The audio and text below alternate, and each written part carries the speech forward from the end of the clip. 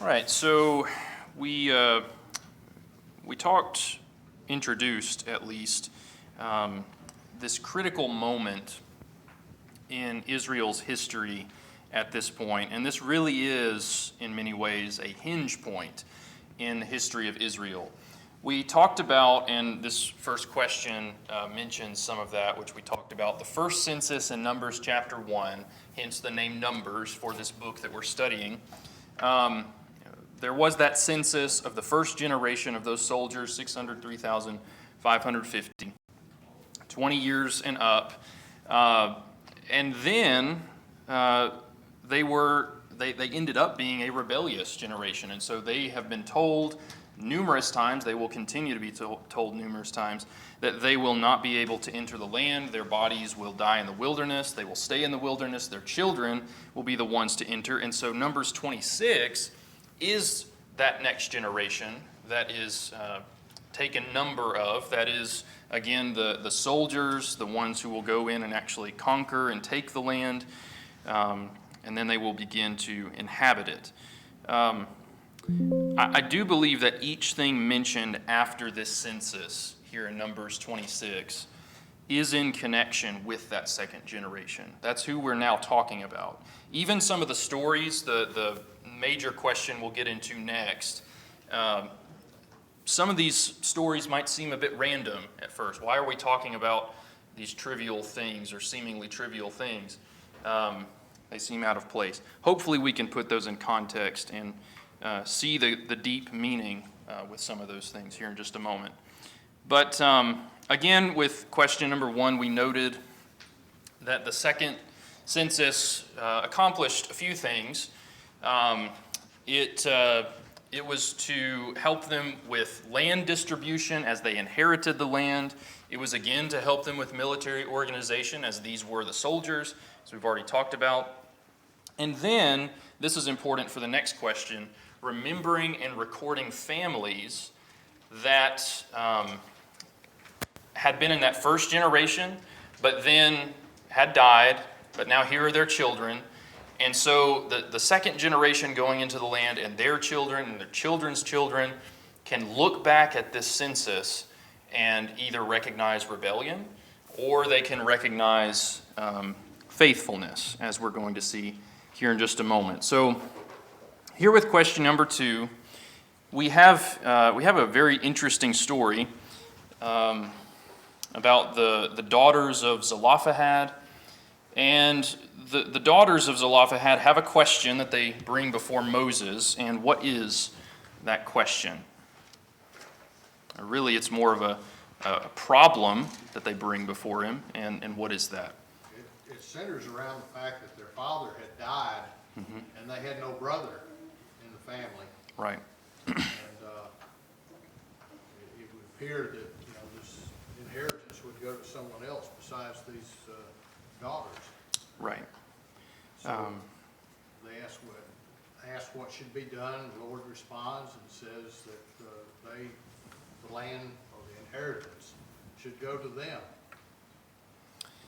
Yeah, so they come, and frankly, a fairly big issue if we're talking about, so this is what it's all been leading up to, right? The land of promise.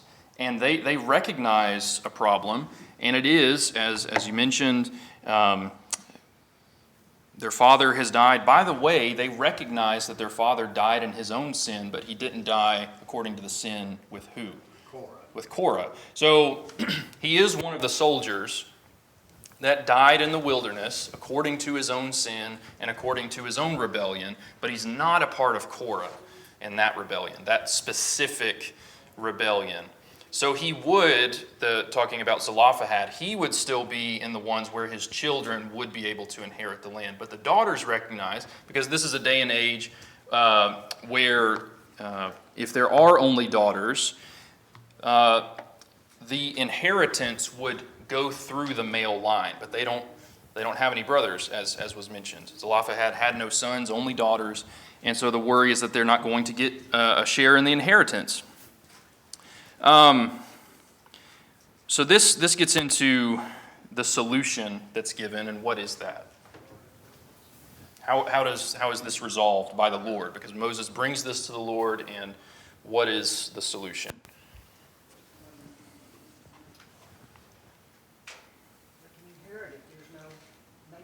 Mm-hmm. And how would that be accomplished? It would go to the daughter. Mm-hmm. If there had no daughter, it would go to his brethren and then own up to his father's brethren. If there weren't such people in the family. Mm-hmm. Yeah, so there's all of those aspects, and then also, so the daughters can inherit if there are no sons, but who are they to marry? It's a very specific set of people. Yes? They have to marry within their own clan or their tribe. Right. To keep inheritances, lands, more specifically, from ending up in other tribes. Yes. Exactly. So this continues on the bloodline, as it were, and that's the instruction that they're given. Jumping ahead then to Manasseh, I'm going to come back to all these things here in just a moment. We're just answering these in quick succession here. What later question, this is in chapter 36, this is the very last chapter of Numbers as it happens. What later question arises among the leaders of Manasseh? And it is connected to the daughters of Zelophehad. But what did they bring before Moses?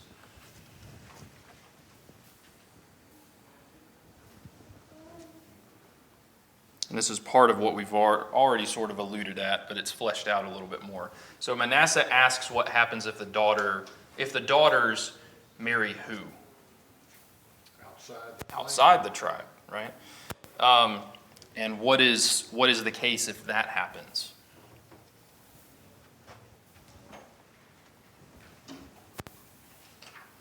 Well, if they married outside the clan, they would forfeit the inheritance. Right. So we'll note this here in just a moment, or in a little bit. But you remember that Manasseh, at least the half tribe of Manasseh, part of the tribe, inherited on the east side of the Jordan. So whether it's that part of the tribe or the other part of the tribe we're talking about, the conclusion is still the same. They would not have an inheritance. And I think I can't remember which reference it talks about this. But it states that if they, or maybe, I think I may be getting ahead. Forget that. I think I'm thinking ahead to Manasseh, the tribe itself, in their inheritance. But the point is here, there is no transfer of inheritance from one tribe to another. It all stays within that same family, that same tribe, that same clan. And so the daughters here end up marrying their uncle's sons to keep it within the bloodline there. It is interesting. This is not Numbers 27, Numbers 36. These are not the only times that these daughters come up in Scripture, and Zelophehad come up in Scripture. So again, you go back to chapter 26 and verse 33 that we've already talked about. We have this long list of the father of, the son of, these numbers that are given, and the tribes and so forth. And verse 30, so after all of that, there's this repetition, and then something breaks that pattern. Verse 33, now Zelophehad, the son of Hepher, had no sons, but daughters. And the names of the daughters of Zelophehad were Mahlah, Noah, Hoglah, Milcah, and Tirzah. So we've been going on all this time, the son of daughters.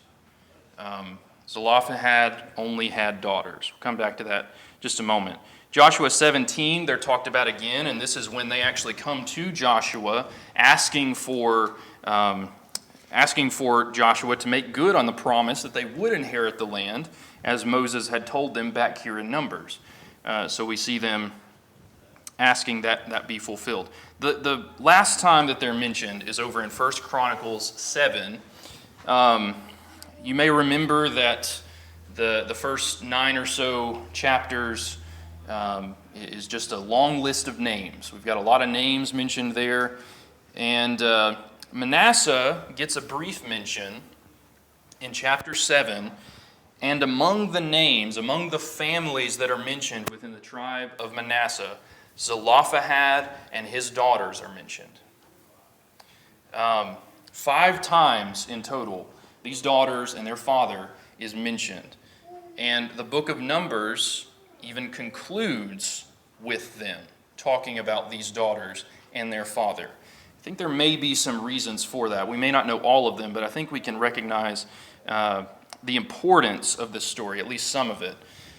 So, we've already talked about the first census counted a generation who would not enter the promised land because they treated God and his promises like it was nothing, like it was trash. They disregarded it. They essentially wanted the promise without doing what? There's maybe a lot of different ways we could describe that, but yeah, without obedience. They presumed to, and this happened not just with the promised land, but even with leadership. We remember with Aaron, even, and Miriam, Korah. We should actually be elevated above you because for various reasons. But they didn't want obedience for themselves. They didn't want to make any sacrifices, frankly. The second census, which we've already noted, is a faithful in many ways. They made mistakes too, but they represent a generation that would go on to faithfully inherit the promised land. The daughters of Zelophehad see that promise, and they see what rebellion has gotten the rest of the children of Israel. And what they are worried about is that their father's name is not going to be remembered in the land, and that their family is not going to inherit the land simply because he only had daughters. Now it is interesting, I think the Waldrons bring this up as well. It's almost as if with some of these ordinances and patterns, that it's not as if God just forgot about these things, but he's waiting for his people to ask about them, for these certain scenarios to come up, to show their faith, and to show, yes, here is the promise, we recognize there's an issue, and they go to God for the solution. They don't presume to come up with a solution on their own. I think it is also, just thinking about it in this way, how many were in the first census, or the second census, excuse me. How many were in that second census? Anyone remember, Pan? Yeah, so a great number of people still, a little less than the first census, and that's just counting the men. So we've got a couple million still, probably, children of Israel. Statistically speaking, Zelophehad is probably not the only one with only daughters.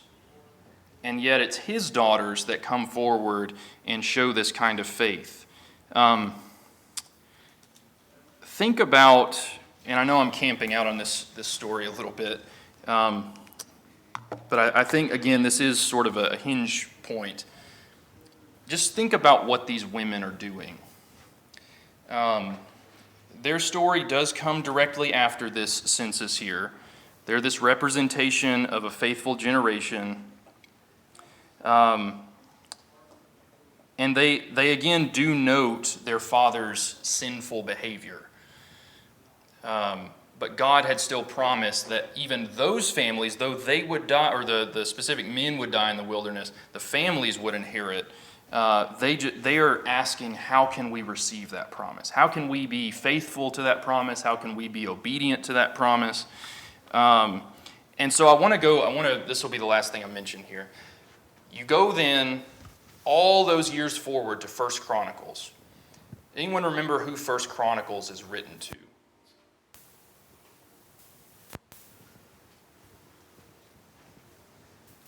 It's again written to the Jews, of course, but which generation are we talking about?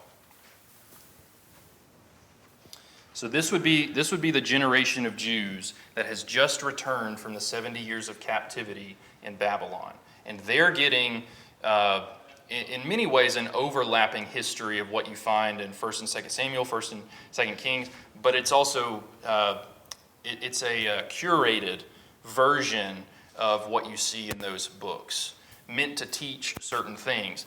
And it's in 1 Chronicles 7 that the daughters of Zelophehad and their father are mentioned. So you think about the generation that has come back into the promised land, and they get to read about their great, however many back, grandmother, and then their father, and their faithfulness, and how they said, we want to be obedient to that promise. How faith-building would that be, to be able to look back at the spiritual heritage of your family and say, we are here today, this faithful remnant, we are here today because of those people. I think there's a lot of different applications we can make in our own day of just trying to cultivate faithful generations that far into the future. I love this story, and it's one that I've not appreciated as much in the past, and I think you can delve even deeper into it, and we can see the good lessons there. By the way, the end of chapter 27, the other sort of hinge point we have, Moses gives his blessing, if you will, of leadership to who? To Joshua. So in this chapter, right after the census, we have two representations of this faithful generation. The daughters of Zelophehad, the first one that's mentioned, and Joshua. I don't think that's... maybe we just remember Joshua in this chapter as being, well, that's the major thing that's being talked about, and just kind of leave Zelophehad's daughters to the side. They're both important, and both represent some great things. Anyone have anything else there? I know I rambled on there for a little bit with the daughters, but hopefully that made sense. Anything else there? All right, well, let's go into question 3 then. Chapter 32 of Numbers now. How does Moses respond to Reuben and Gad's initial request for their inheritance? So let's start with, what is their request? Yes, ma'am. They go fight with their brethren. Mm-hmm. You know, they could have the land they want. They had to go to war with their brethren. Right, and so they're, well, and their initial request even is, we want this land, we want to inherit this land, and so the presumption by Moses is you're not wanting to go to battle with your brethren, and so, and maybe this was in the answer there, but what is their true intent? They agreed to go with the other tribes and take the land. Yeah. And afterwards, when the land is settled and they've defeated their enemies, they're able to return to their own land that they want, which is on the western or the eastern side of the Jordan River. Yeah. And by the way, we've talked about that portion of the land already. This is the land they've already conquered. Who had they taken it from? Do we remember? Sihon and Og. From Sihon and Og, the Amorites and Og of Bashan. So I can't remember if we noted this already, but Moses, his response is he's very angry at their initial request, because he does think that they're just wanting this inheritance without sacrifice, just like the generation back in Numbers 13, saying that let's not this again, please not this again. We've gotten all this way, we've wandered all this time, and don't want to have to go through that again. But their response is, as has been noted, they planned to build up places for their wives, for their children, for their livestock, and then with full intention of going to battle with their brethren. That is what they would do. And so Moses, his response, he's pleased at this. He reinforces what they've said, but he also says that if they fail to go to war with their brethren, or maybe even if they cop out early, what is going to happen? They get the inheritance Yeah, they would just inherit the land right alongside their brethren. And also, Moses would call that sin here in the text. He calls it a sin to say, well, we're going to do this thing, and then if they choose to not do it, that would be a sinful thing. We, later in the text here, we have the half-tribe of Manasseh mentioned, not present in this first request as they come to Moses with Reuben and Gad, but, and I think we've got the map here. So the half-tribe of Manasseh, they're going to take this middle portion on the eastern side of the Jordan River. So it's all this land here that we're talking about that's going to be inherited by these 2.5 tribes. So the point is here too, with the half-tribe of Manasseh, they are going to inherit a land that has not yet been conquered, if you remember in the narrative so far. So we've had Sihon down here in the south, we've had Og and his territory, and then we have this sort of area here in the middle that hasn't been conquered. And so it tells us in the text that they will still have to go on, conquer the Amorites that are left there, and that is exactly what happens. They then begin to inhabit the land, and that is what they will eventually fully inherit and inhabit. So again, a representation of faithfulness, and they're gonna come up again in Joshua when this whole thing sort of comes to fruition. And there's another misunderstanding that is sort of blown out of, or I shouldn't presume to say blown out of proportion, but there are some concerns at the beginning, and we'll see that. Any other thing there on question 3? All right, well, let's look at question 4 then. So I asked you, and I know this is, again, a long list of names and places and events, but I did ask you if you could to take time to read Moses' record of Israel's campsites up to their current encampment on the plains of Moab, where we've been for all this time. What does this long list of events and encampments teach Israel and us about God? What did you come up with for that? He has an infinite attention span. Mm. People sometimes they get involved in a project and bail out, and God was with them every step of the way. Yeah. There were a lot of steps. Yes. So He's ever-present, care and notice what's going on. Absolutely.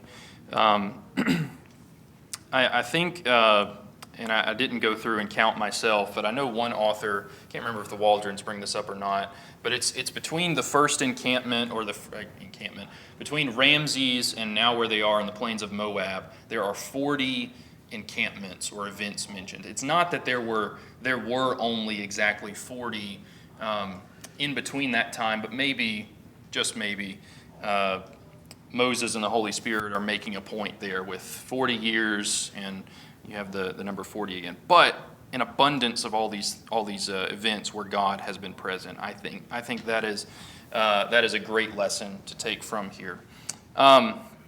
What else? What else did we notice in that list? God takes sin seriously. Yeah, very good. So there are a lot of places mentioned here that have to deal with rebellion, with sin, with fear, with judgment. So, for instance, you've got Kibroth Hattava, which is with where the children of Israel ask for meat, and God gives them meat, and it's all that quail, and it's then a place of judgment because they go on to eat it with lust and with no thankfulness in their heart to the Lord. We have Kadesh mentioned, which of course is the infamous location where the spies are sent into the land and then they come back and the 10 give the bad report, and that's where the wandering in the wilderness begins. So, and this is maybe another thing, just to trace it all the way through here. We see successes, we see failures along the way with Israel's history that's given here in this chapter, but here we are now at the end of this list, and here is the faithful generation. God is with us even still today. He's been with us. He has been faithful the entire time. We have been unfaithful, but we are trying to be faithful now. We are trying to be obedient and to be His holy people as He's asked us to be. So maybe that's another point. I guess we could include this in what's already been mentioned, but it does include many events, locations where God's salvation, His provision is mentioned. So the Passover, for instance, back there in Egypt, there at the Red Sea, the manna that's provided, the water from the rocks, plural, victories over the kings that we're talking about. I would like to come back at some point to verse 4 of, chapter 33, but I'll just quickly note this, where it says, while the Egyptians were burying all their firstborn whom the Lord had struck down among them, on their gods also the Lord executed judgment. So the plagues were not only meant to just get Pharaoh to let God's people go. They were to let Pharaoh and all of Egypt know that he was the Lord, he is their God, but also making the point, these gods are not the real gods. And God's judgment is against them also. And that's an interesting study in and of itself. Maybe you've done that, where you see all the 10 plagues correspond to different gods that would have been prominent in Egypt at that time. So that is impactful in many ways. Anything else there on this question? Yes, sir. No, just a little quick note in verse 18. I think Brother Walter makes the point that likely Rithma is another term for Kadesh. And so, we think about this as being an account of the wandering, but of course it's more than that. It starts off, they're leaving Egypt. And I think probably, he gives you his reasons, and I'm not going to try to repeat all that, but I believe he's probably right. And if that's the case, then this is all leading up to the great moment of failure, and then it includes the final stages as well. Yeah, appreciate that. Anything else here on this question? All right, question 5 then. Getting in, further into chapter 33, why does the Lord give such strong commands about driving out the Canaanites? And let's just go ahead and ask this question. What do God's warnings teach us about ignoring sin and settling for compromise? So why do you suppose the Lord gives such strong commands here? Because these people in the land will influence the evil. Yeah, And it's the same today. Yep. Evil companions. that's right. Emphasis on will, not maybe, not if, but they will. How has God talked about His people up until this moment? The book of Leviticus, for instance. What kind of people were they to be? Holy. They were to be holy. And that stands in stark contrast to the land that they were about to enter. An unholy, pagan people who has no regard for God, and so they were to keep themselves from those people. And so the text famously, talks about how they would be a thorn or a bramble in the side of Israel if they failed to drive them out. And spoiler alert, that's exactly what happens. The book of Joshua, we do see there are a couple of instances where that takes place. The Gibeonites, for instance, where they make that pact with that nation. So these people of Canaan, they were deeply saturated in evil in various ways. Idolatry, which is one of the things mentioned here, prostitution going along with that, child sacrifice with Molech, brutality in just awful ways. This maybe brings us back to Genesis chapter 15, where God told Abraham, you will inherit the land of the Amorites, but what has to take place first? This is Genesis 15, I think, about verse 16. What has to take place? Or how much time is going to pass until this begins to be fulfilled? It's 400 years. 400 years till the wickedness of the Amorites comes to its full peak. And we're right at the cusp of that. So God, I think another point we can make with the Amorites, God has been patient. God has been patient even with that nation. But he's been faithful to his promises, as we've already noted in this chapter. All right, let's see here. Let's if you look at verse, let's see. Well, actually, yeah, if you go back to chapter 25, you don't have to turn back over there necessarily. But God tells the people there, talking about the Midianites there, verses 17 and 18, that if they, or he tells them, harass the Midianites, strike them down, for they have harassed you. This is the same exact language that God uses here in chapter 33 to say, if you don't harass, if you don't attack and fully wipe out the Canaanites, they are going to attack and harass and be a thorn in your side spiritually for a long time to come. And that's exactly what happens. So you can't expect to play with fire and not get burned. That's, I think, essentially the lesson here. All right, I could say more, but I'll stop there. Anything else on this question? Same fight we have. That's right. About being pure, about Yeah. trying to guard against influences. Absolutely. And Satan is so deceptive and so crafty. We've already seen this with Balaam, with compromise. Just try this out. It was almost like an invitation for Midian and Moab. Just come on over and participate with us in this sin. Whether it's entertainment, whether it's friends, whether it's family, whatever relationships we're talking about,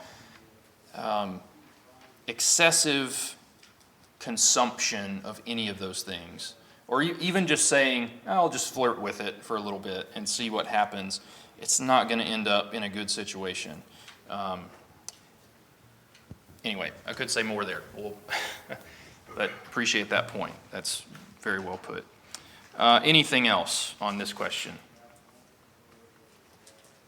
All right, we've got about 10 minutes left, so let's push forward here. Question 6, this is just a note. I'll try to be quick here, not get bogged down too much in the details, but just looking at your map, you look at all the places used in the descriptions of the borders in the land that God is giving them here in Numbers 34, 1 through 15.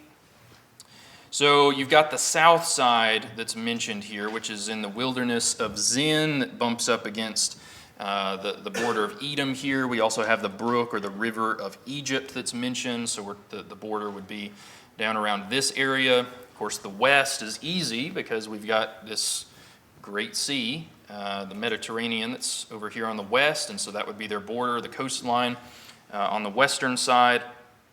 And then he says, you go from the coast, you go out to Mount Hor, around this area here, and you basically just draw a line upward till you get to about here and a little bit east of here, and this would be your northern border. And of course, the Jordan River running south all the way down to the Dead Sea would be the eastern border. And so I think, just again, this might seem arbitrary, this might seem this is just sort of legalistic sort of stuff in the law, but God is giving them real tactile expectations of what they are about to inherit, saying, when you go in and you see this sea over here, your border is to there. When you get to this city or this mountain or this river, that is yours. And this is what I have promised to all of you, and this is what you're about to inherit. So I think, again, that would be incredibly faith-building, where it's been said before they're going to conquer the land, and then they go in, and here it is. So that would be, again, I think, very impactful. The Waldrons do note, and I think it is worth noting, that the people did inherit the land that God intended for them to inherit, but it's not until David and Solomon's day where you get as far north as the text talks about here. It wouldn't fully be up into that region until that time. And Deuteronomy 19 even tells the people that it was always God's intention that their borders would expand in certain places. And so we see that fulfillment also. Anything else there just on the borders? All right, question 7 then. So the Levites, of course, as we've talked about in other places already, were not to receive a specific portion of land the way the rest of the tribes were to inherit. What were the Levites to inherit instead? It's not that they had no inheritance, and of course it's talked about the Lord is their inheritance and vice versa, but he does actually give them land. But how does that manifest itself? Cities and the suburbs around them. That's right. And how many cities were given to them?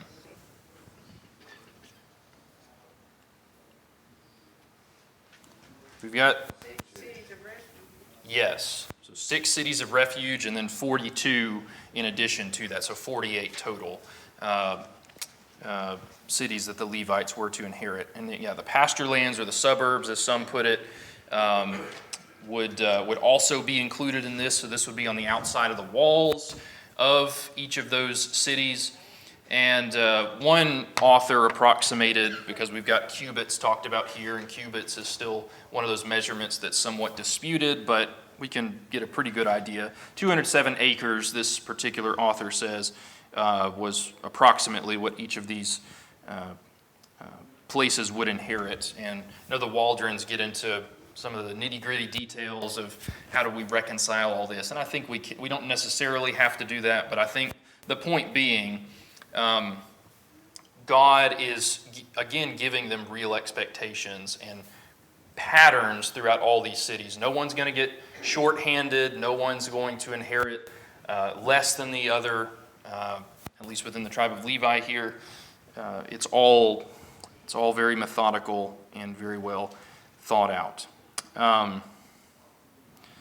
All right, anything else there? And I thought I had a map up there just showing the cities of refuge, but you know what? That may be in the next one, so I'll wait on that. Anything else here on question 7? All right, just a few minutes left. Let's see how far we can get into 8 here. So, talking about the cities of refuge, this is the rest of chapter 35 here. What was the purpose of these cities? What were they meant to do?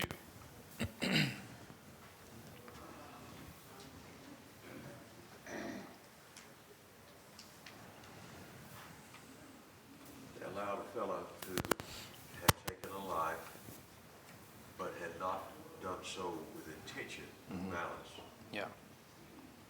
to find a respite from the avenger of blood.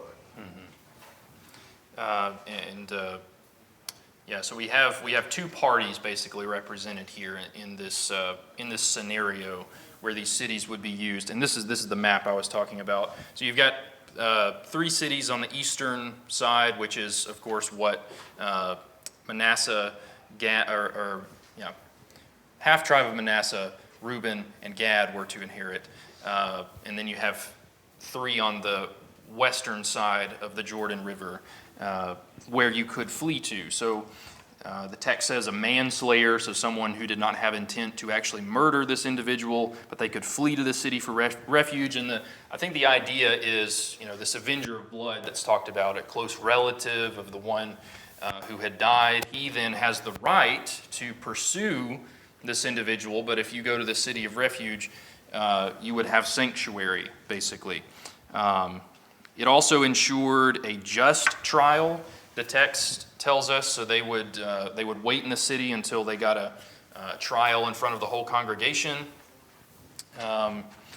So emotions didn't reign over the ruling here, and the intent to kill could be even investigated.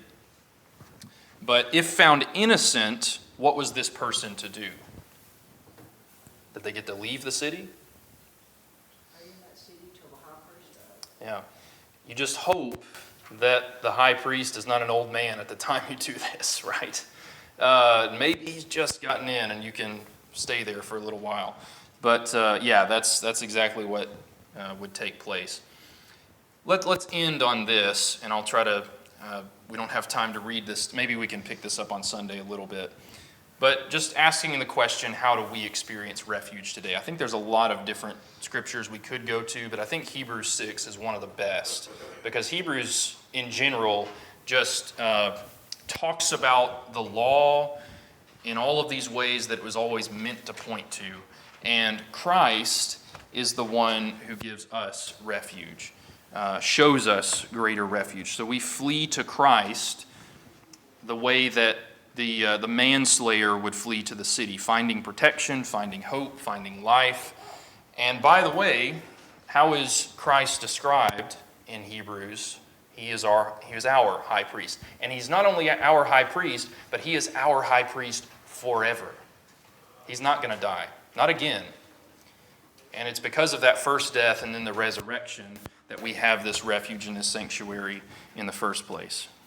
So there's security, and this talks about also this anchoring that happens, this anchor of the soul that we have.